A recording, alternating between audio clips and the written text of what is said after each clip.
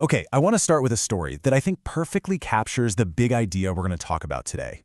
It's about two men, two very different lives, and one outcome that will probably blow your mind. It completely flips what we think it takes to be good with money. So picture this. On one side, you've got Ronald Reed. He lived a pretty simple life in Vermont, spent his days fixing cars and sweeping floors. No fancy degrees, no big shot career. Then, on the complete other end of the spectrum, we have Richard Fiscone. I mean, this guy was the poster child for financial success. Harvard MBA, a top executive at Merrill Lynch, living in a mansion so big it had 2 swimming pools. You really couldn't imagine 2 more opposite financial worlds. But here's where the story gets crazy. When Ronald Reed, the janitor, passed away, the world found out he had secretly built an $8 million fortune. He left most of it to his local library and hospital. So, what about Richard Fiscone, the Harvard exec? Well, the 2008 financial crisis completely wiped him out. He declared bankruptcy. The janitor became a multimillionaire philanthropist, and the Wall Street genius went broke. So this just begs the question, right? How on earth does that happen? I mean, think about it. In what other field could a total amateur outperform a world-class expert? It doesn't happen in brain surgery. It doesn't happen when you're building a bridge. But it happens all the time in finance. So if being smart isn't the key, what is? That story of the janitor and the executive really gets to the heart of this powerful idea. Finance is just different. It's this unique field where how you act, your soft skills like patience and humility, can matter way more than the numbers you can crunch or the fancy degree you have hanging on your wall. And this is the central idea from Morgan Housel's book, The Psychology of Money. He argues that for too long, we've treated money like it's physics, a hard science with strict rules and formulas. But it's not. It's psychology. It's a messy, emotional, human thing. And your success has a lot more to do with your mindset than your spreadsheet. So, if our behavior is the real key, we have to ask, what shapes it? Well, a lot of the time, it's these invisible forces that we don't really see or give enough credit to. I'm talking about things like pure luck and its evil twin, risk. Just take a look at Bill Gates. We love to study his brilliance and his incredible drive. But check out these numbers. Back in 1968, he was one of only about 300 high schoolers on the entire planet who had access to a computer at their school. That's literally 1 in a million luck. Now, does that mean his hard work didn't matter? Of course not. But it's a powerful reminder that success is never just about what you do. And the big takeaway here is pretty profound. Since luck plays such a huge role in success, and its counterpart, risk, plays a role in failure, we just need to have a little more humility. We shouldn't be so quick to judge people or ourselves based on their outcomes, because we never see the whole picture.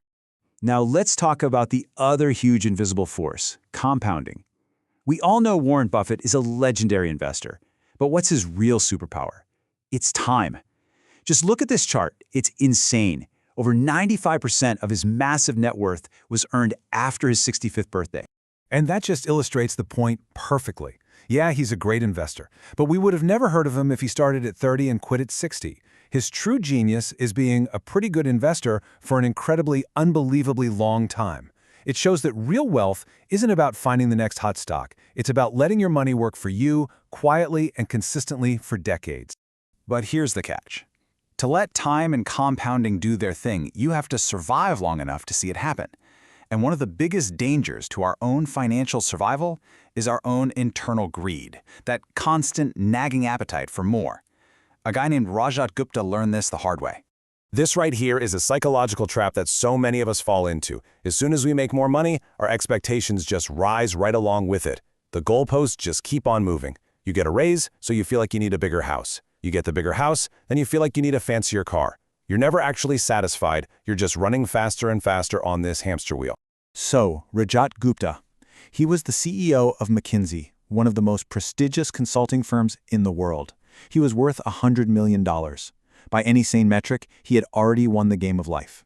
But he saw some of his friends becoming billionaires, and suddenly his goalposts moved. He wanted more, and that desire for more led him to get involved in an insider trading scheme that landed him in prison and ruined his reputation forever.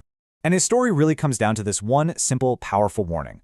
Gupta risked things he had and absolutely needed, like his freedom and his reputation, all for something he didn't have and definitely didn't need, even more money.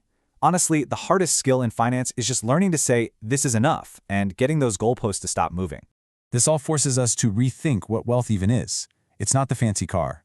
It's not the big house. The best thing that money can buy is freedom. True wealth is waking up in the morning and saying to yourself, I can do whatever I want today. It's the ability to handle an emergency without stress, or to change your career, or to just spend time with the people you love. That's the real return on investment. So, how do we wrap all these lessons up into a strategy we can actually use? Well, it all boils down to one final concept: choosing to be reasonable instead of trying to be perfectly rational. First off, we have to recognize that getting rich and staying rich are two totally different games. Getting wealthy is about playing offense. You have to be optimistic, you have to take some risks, but staying wealthy, that's all about defense. It requires a bit of paranoia, some humility, and the constant awareness that everything you've built could be taken away. And that brings us to what might be the single most important skill of all: just surviving. You don't have to be right all the time to build wealth. You can actually be wrong half the time and still end up rich. The key is to make sure none of your mistakes are so bad that they take you out of the game entirely. You have to stick around long enough for the magic of compounding and your few big wins to work for you. And this is really the core of it all. Don't try to be a perfectly rational robot with your money. A spreadsheet might tell you the optimal investment strategy, but if that strategy is so terrifying that you lie awake at night and are tempted to panic sell every time the market dips, then it's a terrible strategy for you. The goal is to be reasonable. Find a plan that you can actually stick with, through thick and thin, for a really long time. Because at the end of the day, this is the ultimate truth, isn't it? Being able to sleep well at night is worth far more than squeezing out an extra 0.5% of returns. Being reasonable means you value your own well-being, and that's really the whole point of this money thing in the first place. So, I'll just leave you with this final question to think about. Take a look at your own finances, your own habits. Are you chasing that cold spreadsheet perfection, maybe at the cost of your own sanity?